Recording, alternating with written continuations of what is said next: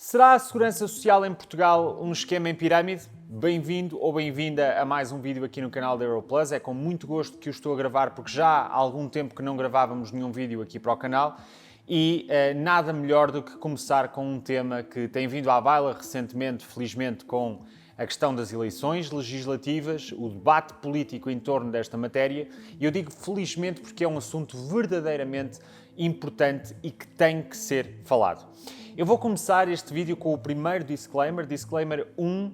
Eu sou democrata cristão e acredito plenamente que tem que existir um sistema como a Segurança Social no nosso país. Ou seja, não é por eu levantar aqui uma questão legítima sobre aquilo que possa a Segurança Social ser em termos de esquema de pirâmide que eu não acredito que ela não devesse existir. Bem pelo contrário. Eu tenho noção que muitas pessoas, pelas vicissitudes da vida e por não terem oportunidades, por exemplo, como eu tive na vida, por não terem acesso a coisas básicas como eu tive a sorte de ter, necessitam de um sistema de proteção básico. Isso que fique bem claro, o que eu vou aqui questionar hoje e dar-lhe eventualmente uma solução é o formato em que a Segurança Social em Portugal está constituída e se existirão novos e melhores formatos para ela. E além disso, questionar tudo aquilo que lhe foi ensinado até hoje. Aliás, começo mesmo por aí.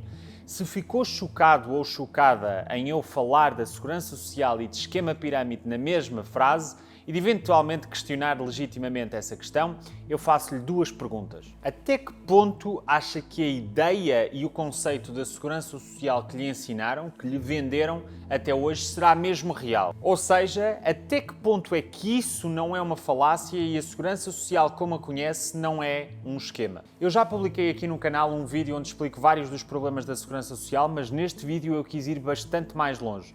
Quero que perceba exatamente a estrutura e os fundamentos da Segurança Social e fique até ao final do vídeo, porque no final do vídeo eu vou dar-lhe uma potencial solução para realmente contornar esses problemas.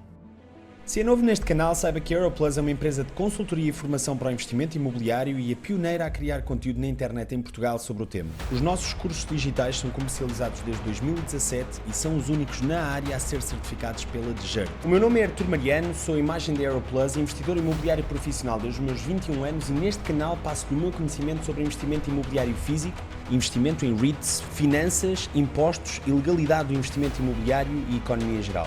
Subscreva o canal para mais conteúdo sobre o tema.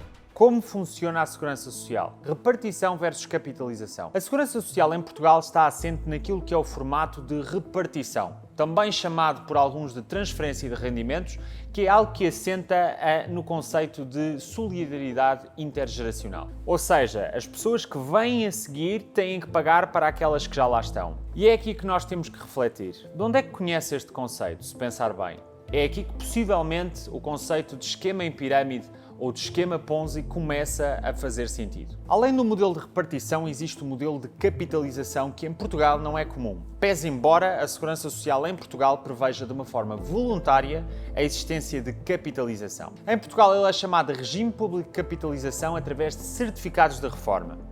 Infelizmente, em Portugal ele tem muito pouca popularidade, além de ser voluntário, e nós já vamos falar mais do sistema de capitalização, mas eu quero brevemente voltar à repartição e entrar mais a fundo nesse ponto. É ofensivo chamar de esquema em pirâmide? Que a Segurança Social em Portugal seja comparada, ou pelo menos que se levantem analogias entre a Segurança Social e um esquema em pirâmide, não é propriamente nada novo em Portugal. Em particular, convido a ver um artigo de José António Moreira na Visão e um de Pedro Almeida Jorge no Observador. Importa começar por dizer que esquemas em pirâmide não são necessariamente ilegais. Aliás, há muitos esquemas em pirâmide legais e que funcionam indefinidamente.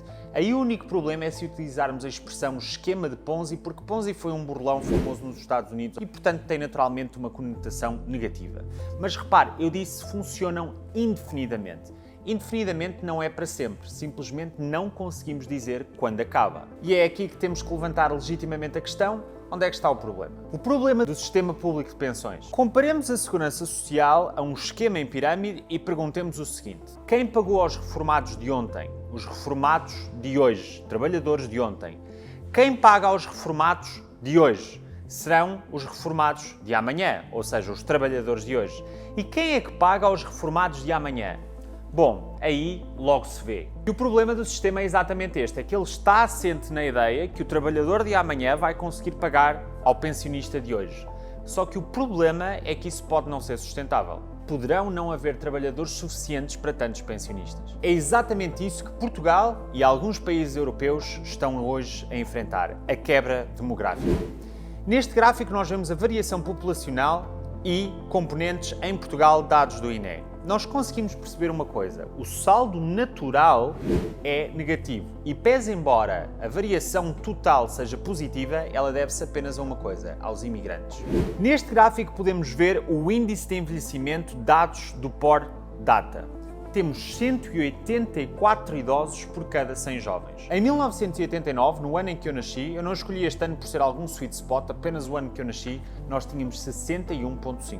E finalmente neste gráfico nós temos o rácio dos trabalhadores versus os pensionistas. Hoje temos 2,5 trabalhadores por cada pensionista. Em 1989 eram 3,5. Isto tudo enquanto em Portugal temos a polémica se devemos receber tantos imigrantes ou não e como os recebermos, também um tema quente nestes últimos debates das legislativas. A verdade é que em todos os casos surge o argumento, válido ou pelo menos parcialmente válido, de que estes imigrantes vão contribuir para a nossa segurança social e que isso é fundamental, tal como de resto eu acabei de mostrar no último gráfico. A questão que se coloca a seguir é, e quando nós não tivermos tantos imigrantes a chegar, o que é que acontecerá? Portugal versus outros países. A maioria dos países europeus ainda tem sistemas como o português baseados em repartição, mas já há muitos que têm pelo menos um sistema misto. Falo de países como o Reino Unido ou até a Espanha. Um sistema misto quer dizer que eles incorporam o sistema de repartição com o sistema de capitalização. O sistema de capitalização é particularmente popular em alguns países, nomeadamente os Estados Unidos, com o plano 401k, que basicamente é o equivalente a um sistema de capitalização para cada pessoa, com base nos resultados de cada pessoa, sendo dessa forma independente de um sistema de repartição de pensões público. Este é um bom exemplo de um sistema de capitalização que funciona bem, ou pelo menos relativamente bem, onde a única questão que se coloca é qual é o retorno dos nossos próprios investimentos. Repare, aqui a ideia é bastante simples. Numa sociedade de grande abundância, ou pelo menos numa sociedade onde quem alimenta o sistema está em equilíbrio com quem se alimenta do sistema, o sistema de repartição funciona genericamente bastante bem. Mas numa sociedade onde existe um problema demográfico, essa estabilidade desaparece. E em Portugal, infelizmente, hoje temos esse problema. Em Portugal, à data de hoje, quem se reforma recebe 3/4 do último salário. No entanto, quem hoje tem 40 anos, quando se reformar, vai receber menos de metade do último salário. O próprio Ministério das Finanças já admitiu que a Segurança Social pode ser deficitária daqui a cerca de 10 anos. E mais do que isso, na segunda metade da década de 2060, o Fundo de Estabilidade Financeira da Segurança Social poderá estar em causa se a economia estiver em piores condições. Ou seja, é uma incógnita. Tudo isto porque a entidade que gera este Fundo de Estabilidade da Segurança Social não é remunerada competitivamente com base nos seus desempenhos. E as performances deste fundo que eu tenho analisado no meu Instagram são péssimas. E qual é a solução? Bom, eu não gosto de falar de problemas sem falar das respectivas soluções. Os liberais em Portugal, a Iniciativa Liberal, têm sido uma voz ativa quanto ao sistema público de pensões desde 2022, pelo menos. Para estas eleições, eles propuseram um sistema de capitalização obrigatório, além do sistema de repartição, e um segundo sistema de capitalização opcional. Eu só não gosto disto porque isto seria funcionar por decreto. Eu não acho que as decisões financeiras devam partir do Governo por decreto, porque o Governo não sabe qual é a sua situação específica, os seus objetivos específicos, o seu salário, a sua poupança, o seu nível de vida. Para si, quem pode realmente dar a melhor solução é você. Aliás, os montantes a descontar para a Segurança Social são sempre definidos com base no seu salário e isso não é necessariamente algo que você queira fazer. Isto não é, portanto, uma solução genérica que sirva para toda a gente. Como eu estava a dizer, você deve traçar objetivos e traçar um plano para a contribuição da sua pensão, da sua reforma, com base nos seus objetivos. Não necessariamente por decreto e muito menos com base no seu salário. Isto dá trabalho e requer tempo e atenção, mas é a solução. E é aqui que aparecem os REITs. REITs são fundos imobiliários cotados em bolsa nos quais pode investir de forma fácil e, acima de tudo, gozar da sua legislação especial. Parte dessa legislação obriga os REITs a distribuir dividendos. Repare, obriga. Os REITs têm que distribuir dividendos. Nos anos 60, os REITs foram criados, de resto, com esta gênese. Com a gênese de terem que distribuir dividendos, porque havia pessoas que queriam ter uma reforma e não tinham acesso a ela, que queriam complementar a sua reforma, ou que simplesmente queriam ter uma renda extra, um meio de subsistência, tendo já algumas poupanças de lado. Ao colocar essas poupanças em REITs, eles teriam a garantia que teriam dividendos. Pelo menos enquanto os REITs existissem, porque como qualquer empresa, eles podem efetivamente colapsar. E, portanto, pode, no limite, perder o seu capital. Agora, aquilo que é interessante nos REITs é que você pode colocar qualquer capital que queira por mês, desde que isso atinja o mínimo do preço de uma share de um REIT, e há REITs que têm shares a valer tão pouco como 10 ou 20 dólares. Ou seja, os REITs são efetivamente a ferramenta fantástica para você fazer o seu próprio plano de contribuição para a reforma, com base nos seus objetivos e não no seu salário. Vai definir exatamente quanto é que quer investir, quanto é que quer contribuir num sistema de capitalização. Voltemos aí brevemente. Estamos a falar de um sistema de repartição ou de um sistema de capitalização? Ao investir em REITs, esse fundo é seu.